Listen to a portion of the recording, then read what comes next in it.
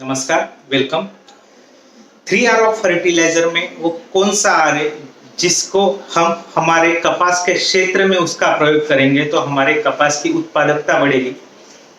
3R of fertiliser में वो आखिरी आर है जिसका नाम है राइट प्लेस, योग्य जगह, प्रॉपर प्लेस। अगर प्रॉपर प्लेस पे, योग्य जगह पे हमारे खाद का एप्लीकेशन होता है, यहाँ कीटनाशक का छिड़काव होता है, तो हमारे कपास की उत्पादकता भी बढ़ती है और उत्पादन की लागत भी कम होती है। कपास के जड़ की संरचना देखेंगे तो 30 सेंटीमीटर तक कपास का एक्टिव रूट जोन रहता है। जो कार्यक्षम जड़ है वो ऊपर के 30 सेंटीमीटर में रहती है। हमें जो खाद का राइट प्लेस चूज करना है तो अगले 30 सेंटीमीटर में हमें खाद का एप्लीकेशन करना है, खाद का प्रयोग करना है। और वो खाद हम देंगे ड्रिप थ्रू लिक्विड फर्टिलाइजर से कपास के जड़ के क्षेत्र में हम देंगे। इससे हमें 5 फायदे होने वाले। एक तो जो खाद हम दे रहे हैं उसकी उपलब्धता बढ़ने वाली है। दूसरा, जो लीचिंग लॉसेस है, खाद जो फिक्स हो जाता है, लीच हो जाता है, वो उसकी बचत होने वाली है।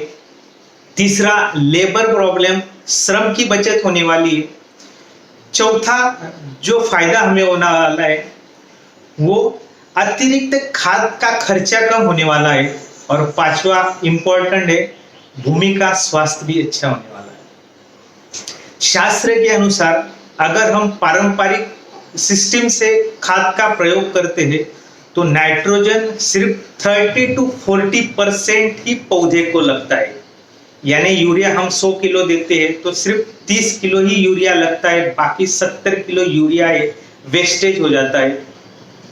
फास्फोरस जब हम पारंपरिक सिस्टम से देते हैं तो सिर्फ 15 से 20% ही प्लांट को लगता है, पौधे को लगता है। यानी 100 किलो आप डीएपी देते हो या सिंगल सुपर फॉस्फेट देते हो तो उसमें सिर्फ 15 किलो ही पौधे को लगेगा, बाकी 85% ऐसे ही पड़ा रहता है।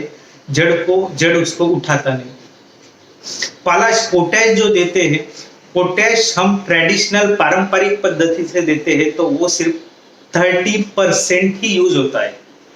यानी 100 किलो आप पोटाश देते हैं तो 30 to 40% ही पौधे को लगेगा, बाकी 40-50% ऐसे ही पड़े रहेगा। लेकिन अगर यही खाद हम फर्टिगेशन केमिकेशन सिस्टम से देंगे तो नाइट्रोजन की उपलब्धता जो यूरिया से देते हैं वो 90% होगी। फास्फोरस जो हम डीएपी से देंगे, सिंगल सुपर फॉस्फेट से देंगे, वो 80% खाद पौधे को लगेगा। और पोटैश जो हम एमओपी थ्रू देंगे वो 90% पौधे को लगेगा। इससे खाद का खर्चा भी कम होगा। कपास लगाने के 7 से 10 दिन के बाद हमें खाद का प्रबंधन करना है। उसके लिए हमें ड्रिप के थ्रू ये सब खाद देने हैं। उसके लिए जो भाग 3 में हमने आपसे जानकारी मंगाई वही 5 चीजें आपको हमें देनी है। उसकी वजह से आपको राइट डोज, राइट टाइम पे, राइट प्लेस में आप कपास को दे सकेंगे। वो 5 चीजें फिर एक बार दोबारा मैं आपको बोलता हूं।